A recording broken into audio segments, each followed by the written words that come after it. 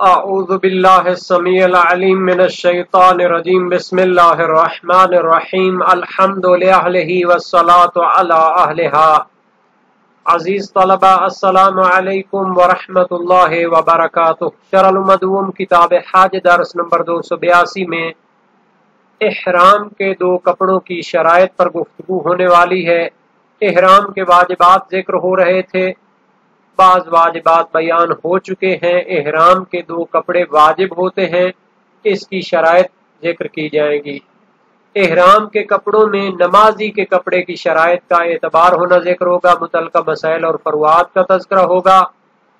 متعلقہ روایات اور احادیث بھی بیان کی جائیں گی، عبارت کی تشریح اور تطبیق اور شہید ثانی کی تحقیقات کو بھی بیان کیا جائے گا۔ احرام کے واجبات میں سے تیسرا واجب احرام کے 2 کپڑے پہننا ہے کہ ایک کو لنگی قرار دے اور دوسرے کو اوپر ردا قرار دے۔ نیچے پہننے والی جو ازار ہے وہ ناف سے زانو تک ہونی چاہیے، اور اوپر پہننے والی جو ردا ہے تو اسے دونوں کندھوں کو یا ایک کو ڈھانپنا چاہیے۔ اور احرام کے لباس میں شرط ہے کہ وہ اس جنس سے ہو کہ جس سے نماز پڑھنا جائز ہوتی ہے۔ اس بنیاد پر احرام کا لباس ایسے جانور کے کھال یا بال یا اس کے متعلقہ چیزوں سے نہیں ہو سکتا کہ جو حرام گوشت جانور ہے، چونکہ نماز میں ایسے حیوان کے اجزاء سے نماز جائز نہیں ہوتی۔ اور اسی طرح حلال گوشت کے مردار جانور سے بھی، اس کی جلد وغیرہ سے بنائے گئے جانور سے اور اس کے جو چمڑے سے بنایا گیا ہے کپڑا، اس میں بھی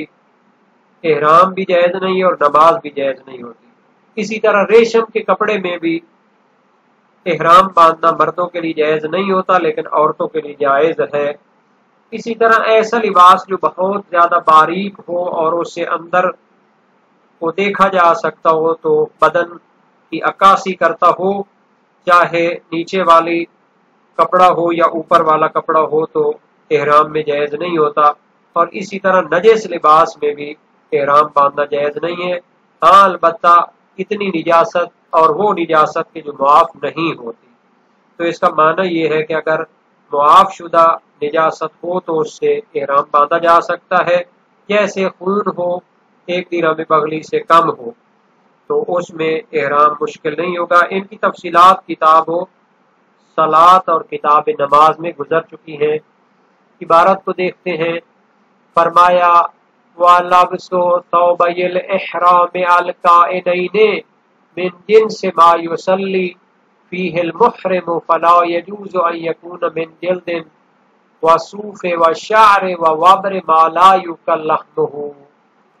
احرام کے واجبات میں سے تیسرا واجب ہے احرام کے 2 کپڑے پہننا، الکائنین من جنس ما یصلی فیہ المحرم، کہ جو اس جنس سے ہونے چاہیے کہ جس جنس کے کپڑے میں احرام باندھنے والا نماز پڑھ سکتا ہے، یعنی نماز گزار کے لباس کی شرائط اس میں ہونی چاہیے۔ فلا یجوز ان یکون من جلد وصوف وشعر ووبر ما لا یؤکل لحمہ، پس جائز نہیں ہے حرام گوشت جانور کے چمڑے، اون، بال اور پشم سے بنائے گئے کپڑے میں احرام باندھنا جائز نہیں ہے۔ اور یہ ما لا یؤکل لحمہ یعنی وہ حیوان کے جس کا گوشت کھانا جائز نہیں ہوتا، تو یہ جلد، صوف، شعر اور وبر اس کی طرف مضاف ہیں اور یہ مضاف الیہ ہے، یعنی ان کی تمام یہ چیزیں، ان سے بنایا گیا لباس احرام کے لیے جائز نہیں ہے۔ وَلَا مِن جِلْدِ الْمَأْكُولِ مَعَ عَدَمِ التَّذْكِيَةِ وَلَا فِي الْحَرِيرِ لِلرِّجَالِ وَلَا فِي الشَّافِّ مُطْلَقًا وَلَا فِي النَّجِسِ غَيْرِ الْمَعْفُوِّ عَنْهَا فِي الصَّلَاةِ۔ اسی طرح حلال گوشت جانور کے چمڑے سے بنایا گیا لباس میں بھی احرام جائز نہیں ہوتا، مع عدم تزکیت، جب اس کو حلال نہ کیا گیا ہو، اس کو شرعی طریقے سے ذبح نہ کیا گیا ہو، تو پھر وہ مردار ہو جاتا ہے، اور مردار بھی نجس ہے۔ اس کے چمڑے سے بنائے گئے لباس میں نہ نماز ہوتی ہے نہ احرام جائز ہے۔ ولا فی الحریر للرجال، اور اسی طرح مردوں کے لیے ریشم کے کپڑے میں بھی احرام باندھنا جائز نہیں ہے۔ ولا فی الشاف مطلقاً، اور اسی طرح نازک اور باریک کپڑے میں بھی احرام باندھنا جائز نہیں ہے، جس سے بدن نظر آتا ہو، اور مطلقاً سے یہاں پر مراد ہے چاہے نیچے والا ہو یا اوپر والا ہو۔ اور بعض فقہا نے چونکہ اس میں تفصیل دی ہے کہ نیچے والا جو کپڑا ہوتا ہے جیسے شرمگاہ کو ڈھانپا جاتا ہے وہ باریک ہونا جائز نہیں ہے، لیکن اوپر والا جو کپڑا ہے جس کو چادر کے طور پر استعمال کرتا ہے وہ باریک ہو تو کوئی حرج نہیں ہے۔ اور بعض اوقات اس سے مراد یہ ہو سکتا ہے کہ عورتوں کے لیے اور مردوں دونوں کے لیے ایسا کپڑا جائز نہیں ہے احرام میں۔ وَلَا فِي النَّجِسِ غَيْرِ الْمَعْفُوِّ عَنْهَا فِي الصَّلَاةِ، اور اسی طرح اس نجس کپڑے میں بھی جائز نہیں ہے احرام باندھنا کہ جس نجاست کو نماز میں معاف نہیں کیا گیا، یعنی کہ کچھ ایسی نجاستیں ہیں جو نماز کے کپڑے میں معاف کی گئی ہیں، خون جو ایک درہم میں پغلی سے کم ہو، اور اسی طرح زخم اور پھوڑے کا خون ان کی خاص شرائط کے تحت وہ معاف ہوتے ہیں۔ مزید فرمایا وَيُعْتَبَرُ كَوْنُهُمَا غَيْرُ مَخِيطَيْنِ وَلَا مَا أَشْبَهَ الْمَخِيطَ كَالْمَخِيطِ مِنَ اللِّبَدِ وَالدِّرْعِ الْمَنْسُوجِ كَذَلِكَ وَالْمَعْقُودِ وَاكْتَفَى الْمُصَنِّفُ عَنْ هَذَا الشَّرْطِ بِمَفْهُومِ جَوَازِهِ لِلنِّسَاءِ، اور شرط ہے، معتبر ہے کہ دونوں کپڑے احرام کے سلے ہوئے نہ ہوں، اور نہ ہی اس طرح ہوں کہ جیسے وہ سلے ہوئے کی مانند ہوتے ہیں۔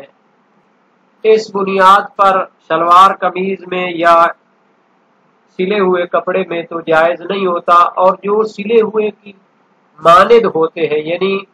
ایک بڑی چادر کے جو پورے بدن کو ڈھانپ لے، جیسے ہمارے یعنی سردیوں میں بڑی بڑی چادریں استعمال ہوتی ہیں تو ان میں بھی احرام باندھنا جائز نہیں ہوگا۔ کل مخیط من اللبد، جیسے اون کے بڑی چادریں ہوتی ہیں یا نمدہ بنا لیا جاتا ہے، والدرع المنسوج کذالک، اسی طرح بون کر جو بڑی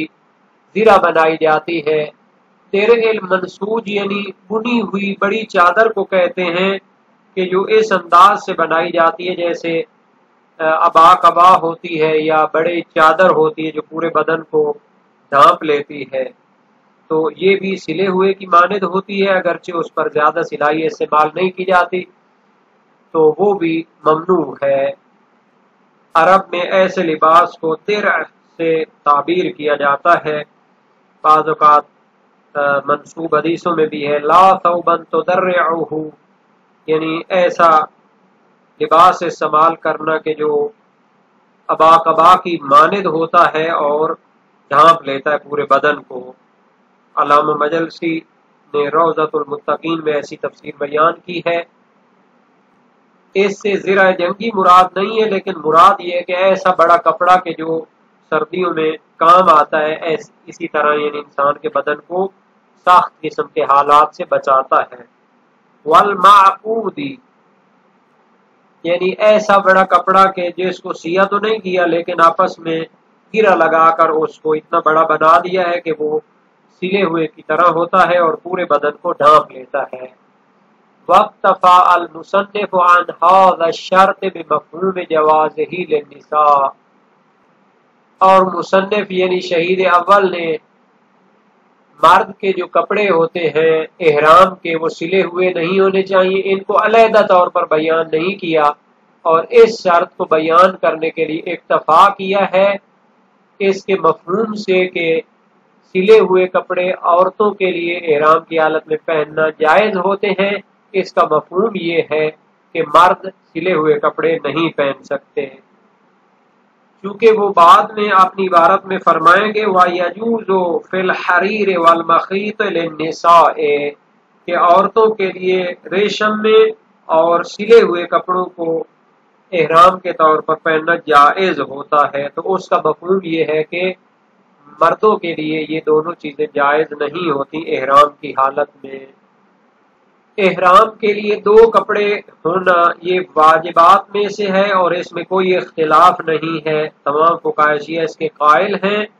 روایات بھی اس پر دلالت کرتی ہیں۔ صحیح معاویہ بن عمار جلیل القدر سے کا راوی صحاباتی ہیں، امام صادق علیہ السلام سے روایت کی، اذا انتہیت الی العقیق من قبل العراق او الی الوقت من هذه المواقیت وانت تريد الاحرام ان شاء اللہ والبس ثوبیک، یعنی جب عقیق میقات عقیق پر پہنچو عراق کی طرف سے یا کسی میقات تک پہنچو اور احرام باندھنا چاہتے ہو تو باقی احکام بیان کی، اس میں فرمایا کہ آپ نے احرام کے دو کپڑے پہنو۔ وسائل الشیعہ باب 15 ابواب الاحرام حدیث ششم، اور یہ اس کپڑے کی جنس کے ہوں کہ جس میں نماز پڑھنا جائز ہوتا ہے، اس میں کوئی اختلاف نہیں، تمام فقہاء شیعہ اس کے قائل ہیں، جیسا کہ علامہ فیض کاشانی نے مفاتیح الشرائع میں فرمایا ہے، اور روایات بھی اس پر دلالت کرتی ہیں۔ صحیح حریث بن عبداللہ سجستانی بلوچستانی اور آج کل کے علاقے پاکستانی بنے گا، امام صادق علیہ السلام کے جلیل القدر شاگرد ہیں، فرمایا کل ثوب تصلی فیہ فلا باس ان تحرم فیہ، ہر وہ کپڑا جس میں تیرے لیے نماز پڑھنا جائز ہے تو اس میں احرام باندھنا بھی جائز ہے۔ اس کا مفہوم یہ ہے کہ ایسے کپڑے میں احرام باندھنا جائز نہیں ہے کہ جس میں نماز جائز نہیں ہوتی، تو یہ ہر اس کپڑے کو شامل ہے کہ جو حرام گوشت جانور کے متعلقات سے بنایا گیا ہو یا پھر حلال گوشت کی جلد سے کہ جس کا تزکیہ اور ذبح شرعی نہیں ہوئی، اور مرد کے لیے ریشم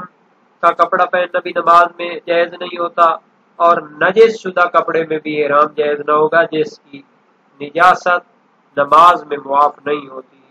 اور ایسے کپڑے کو بھی شامل ہے کہ جس سے نیچے سے بدن نظر آتا ہو۔ اور اس کی تائید صحیح معاویہ بن عمار جلیل القدر سے کا راوی کی روایت سے ہوتی ہے، امام صادق علیہ السلام سے ناقل کی، سألتہ عن المحرم یقارن بین ثیابہ وغیرها التي احرم فیها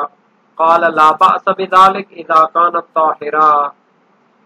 احرام باندھنے والے کے بارے میں سوال کیا کہ وہ اپنے کپڑے کے ساتھ جس میں اس نے احرام باندھا ہے وہ مقارن ہونا چاہتا ہے، فرمایا کوئی حرج نہیں جب وہ پاک ہوں۔ وسائل الشیعہ باب 30 ابواب الاحرام میں حدیث دوم ہے۔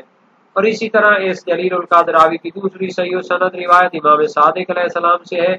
سألتہ عن المحرم تصیب ثوبہ الجنابہ قال لا یلبس حتی یغسلہ واحرامہ تام، احرام باندھنے والے کے بارے میں سوال کیا کہ اس کے کپڑے کو جنابت لگ جائے، فرمایا اس کو نہ پہنے حتیٰ کہ دھو لے اور اس کا احرام کامل ہوگا۔ مسائل الشیعہ باب 37 ابواب طروق احرام حدیث اول ہے۔ اور مردوں کے لیے ریشم اور حریر کا کپڑا پہننا بھی احرام میں جائز نہیں ہے، چونکہ یہ صحیح حریث بن عبداللہ سجستانی کے مفہوم میں شامل ہے، اور عورتوں کے لیے ریشم کے کپڑے میں احرام باندھنے کے جواز میں اختلاف واقع ہوا ہے۔ شیخ مفید ابن ادریس ہلی